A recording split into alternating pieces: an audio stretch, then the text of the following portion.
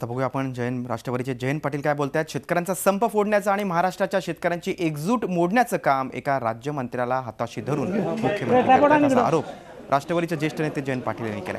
त्यामुळे राज्यातील शेतकऱ्यांचा संताप अजून उफाळून येईल अशी टीकाही त्यांनी केली। हे सर्व वेळीच थांबवण्यासाठी मुख्यमंत्र्यांनी दिलदारपणाने शेतकऱ्यांची संपूर्ण कर्जमाफी करावी असा सल्ला देखील जयंत पाटलांनी मुख्यमंत्र्यांना दिला।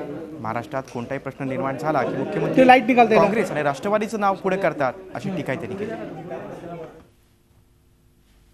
महाराष्ट्रातला कोणताही प्रश्न झाला की काँग्रेस आणि राष्ट्रवादी काँग्रेसचं नाव मुख्यमंत्री घेतात, आरोप आमच्यावर करण्याचा प्रयत्न सतत करतात।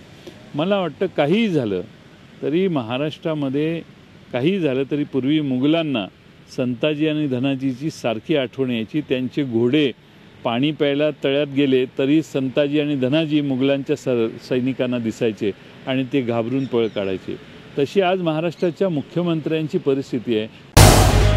झी 24 तास रहा एक पाऊल पुढे।